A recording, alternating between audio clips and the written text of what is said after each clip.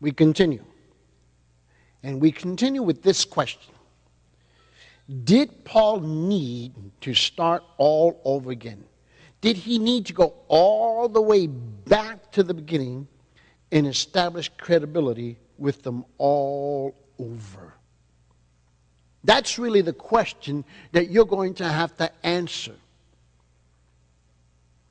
Honestly, in your heart and your mind, do I really need to go back and start all over again? Because if the answer is yes, then there is a lot of room, okay, in which you give your accusers a lot of credibility. Do you hear what I said? There's a lot of room of credibility that you give to your accusers if you're going to have to go back and start all over again. It's amazing. In the world of construction, and I was involved in a lot of construction previously, and so I was a builder. And I used to have to tell the crew this. If you don't have time to do it right the first time, how is it you have time to do it all over again the second time? See, that's fine. You may build something wrong, tear it back down, and build it back up again correctly. The problem is that is not so easy when we're working with people. If you do it right the first time, you don't have to go back and do it again. Notice that Paul, he doesn't even appeal at this point to the miraculous element in his ministry, which have been clearly and repeatedly displayed in Corinth. Now, we're here down at 2 Corinthians in chapter 3, and this, he really doesn't appeal to it, because this is down the line. This is way down the line in 2 Corinthians chapter 12, verse 12. What's down the line? The miraculous element of his ministry. He could have just said, listen to me, you've seen all the miracles around me, haven't you? What are you, blind? Deaf? Because the blind was blind, they're no longer blind, or deaf are no longer deaf, and if they were dead, they were raised from the dead. You know, he could have done that, but he didn't. He didn't even appeal to that. He wanted to appeal to their hearts and to their mind and to their conscience. In 2 Corinthians chapter 12, verse 12, okay, he mentions this. He says, the signs of a true apostle were performed past tense among you with all perseverance by signs and wonders and miracles. That's the sign of a true apostle. He could have appealed to that much earlier in his argument, but he did not. But the starting point in his defense, it was what? What was it? It was an appeal. Listen to this. It was an appeal to their knowledge of his character. It was an appeal to their knowledge of his character. It's an appeal to your people's knowledge of your character. They knew him. Your people know you. They knew him well. Your people know you well. They had observed his life. Trust me, your people are observing your life. They had seen his godly character firsthand and up close. It's the same with you and I. They knew what he was like from the inside out. To defend himself on that account would be utterly superfluous. It made no sense. Thus, Paul left the question with them.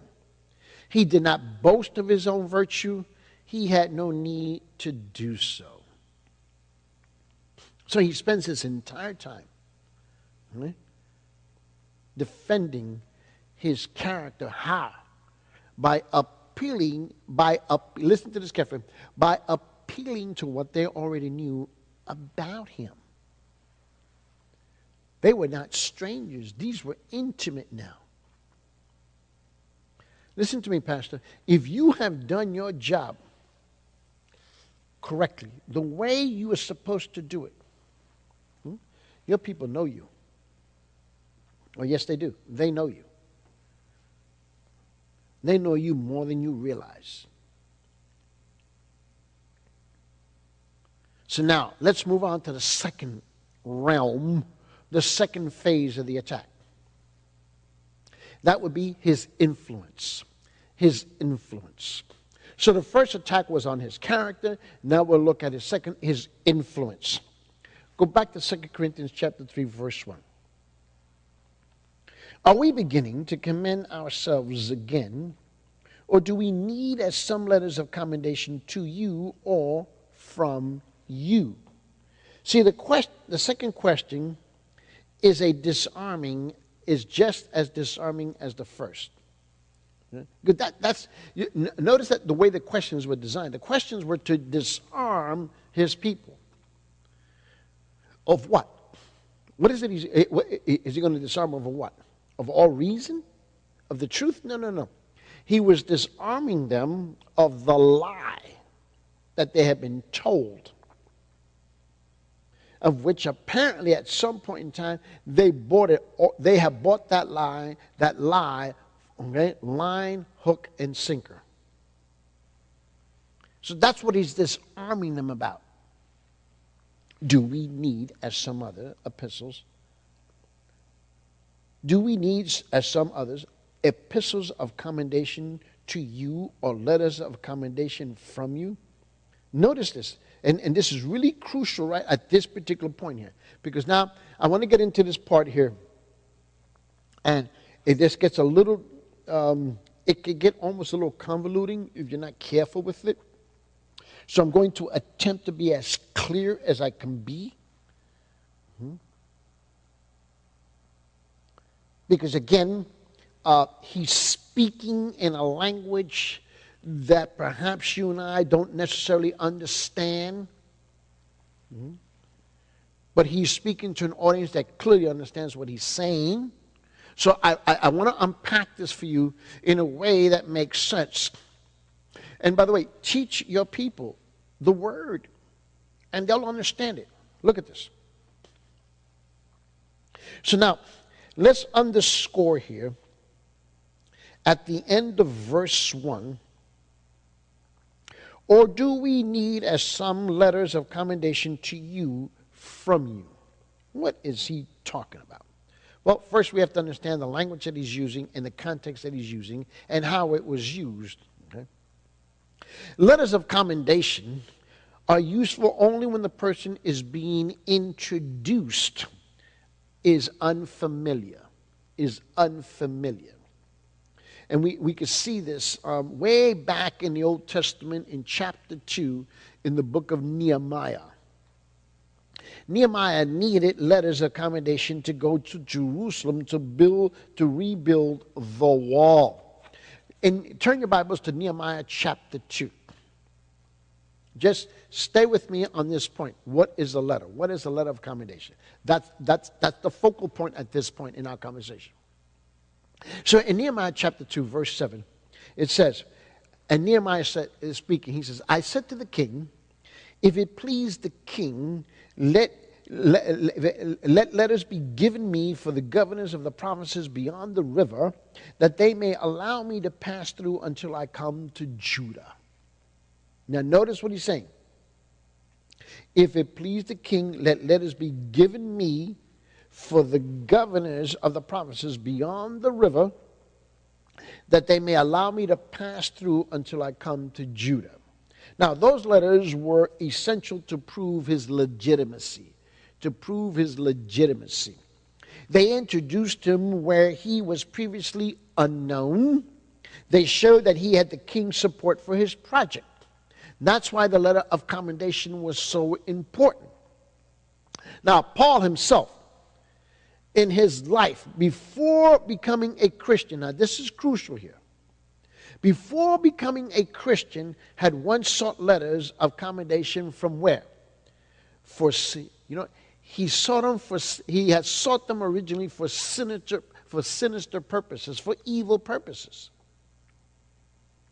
According to the book of Acts, turn your Bible to the book of Acts chapter 9. And in the book of Acts in chapter 9, I want you to see this.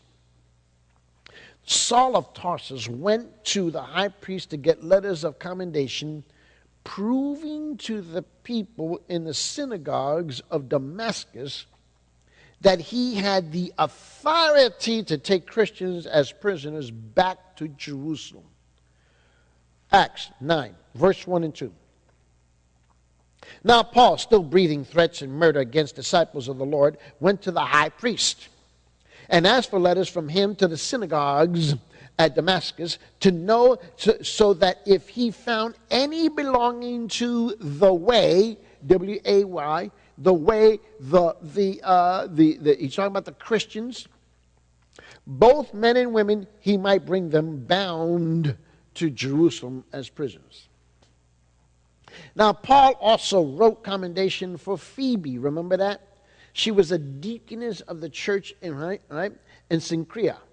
Now, in Romans chapter 16, turn your Bibles to Romans 16:1. Her letter of referral is a permanent part of the biblical record. Because in Romans 16:1 it says, I commend to you our sister Phoebe. This is a letter. Who is a servant of the church which is at Cenchrea. So Phoebe is the one who's actually, she's taking what you and I know today. You know, it's what you and I know as the book of Romans. Okay, that's a letter. Okay? She's taking that letter to the Romans, and so she has an introduction so that she could establish her credibility with them. Now, when the Corinthians sent an offering to meet the needs of the saints in Jerusalem, Paul said he expected a letter of commendation to come from Corinth with the courier who would deliver the gift to Jerusalem. So not only would he come with the courier, the messenger, the courier would come with the money, the offering, okay, for the saints of Jerusalem, but there would be a letter with that offering. Because it says in 1 Corinthians chapter 16, verse 3, when I arrive, whomever you may approve, I will send them with letters to carry your gift to Jerusalem. So the letters of commendation are legitimate in their place. Modern job applications often include a request for written references. Churches require such letters for transfers of membership. I know we do. To this day, letters of referral are a common part of everyday life. So when we got people that move into our community, who've left another community because of job placement or whatever the reason is, they come and they want to join our fellowship. They declare that they're born-again Christians, they've been baptized, and blah, blah, blah, blah. And so they will come with a letter of commendation, or will request that from their previous pastorate, their previous church. And I've never had one turned down. I've had people to tell me that they would not recommend them, and then they send a letter why. Okay? So that's a very common practice today. Apparently, when the false teachers originally showed up in Corinth, they had letters of commendation as well. Now, they most likely came to Corinth from Jerusalem. Now, that's the speculation, that's the thought. And you go, well, based on what? Well, give me a moment. In the book of Acts, chapter 15, verse 5, it indicates that the Judaizers, in other words, these are the false teachers who wanted to make circumcision a requirement for salvation, was a sect of Pharisees. It was a sect, S-E-C-T, a sect of Pharisees who had identified with the Jerusalem church. So there's this group that broke away, okay? And we go, well, how do you know that? Well, in Acts chapter 15, verse 5 says, but some of the sect of the Pharisees who had believed stood up saying, it is necessary to circumcise them and to direct them to observe the law of Moses. Now, these men are called believers. No doubt they claim to be Christians, but they have brought to the church the very same kind of legalism to which Jesus condemned the Pharisees. That's what they had done. In the book of Luke, in Luke chapter 11, look at what it says in verse 46. But he said, woe to you lawyers as well, for you weigh men down with burdens hard to bear, while you yourselves will not even touch the burdens with one of your fingers. He called them out as hypocrites. In Acts chapter 15:10. Now, therefore, why do you put God to the test by placing upon the neck of the disciples a yoke which neither our fathers nor we have been able to bear? These were the Judaizers. Okay? Now, so it's believed that these are the type of people who had left Jerusalem and wound up in Corinth. But they went with letters from the church of Jerusalem. Jerusalem itself was a hotbed for that kind of error. And many who taught it had gone out from Jerusalem, from the Jerusalem church to sow, and they went to sow confusion in Gentile churches throughout the empire. That's what they had done. And that's, you can see this, because that was part of the problem in the Jerusalem church. And when they left, okay, you know what happens, right? They spread, okay, that false teaching to other parts of the known world in Christianity. We have that problem today. We have false teachers who leave the United States all the time and have got churches all over the world completely confused. In Acts chapter 15, verse 24, since we have heard that some of our number to whom we gave no instruction, it says, have disturbed you with their words, unsettling your souls. In all likelihood, there was a source of trouble. This was the source of trouble in Corinth. I cannot prove it to you, but in all likelihood, I think that's what happened. It appears, however, that the false teachers had come to Corinth with some pretty impressive credentials, including letters of recommendation, possibly purported to be from officials in the Jerusalem church. And when they first arrived in Corinth, they had pulled out of their satchels, excuse me, they had pulled out of their satchels, okay, their letters of references. And that is undoubtedly what Paul was making reference to in 2 Corinthians chapter 3, verse 1. Go back there. 2 Corinthians chapter 3, verse 1. Are we beginning to commend ourselves again, or do we need, as some, remember the some, as some, letters of commendation to you or from you? That's what he's making reference to. You see, he left the accusers over here. I'm talking to you, to the church. That's what I'm going to talk to. See, the false teachers had come into the Corinthian church as intruders, but they sought and found entrance because they evidently they did have impressive documents addressed specifically to the church at Corinth. That's where you get the phrase, to you. They had come with an agenda and they had planned well. I remember, and you go, well, that can't be. Well, no, I'm in California. I'm in Los Angeles, California. In fact, our church is less than 3 miles away from the Los Angeles International Airport. And so we've had pastors who have flown in with letters of commendation, a very impressive letterhead, impressive letters, and blah, blah, blah, blah.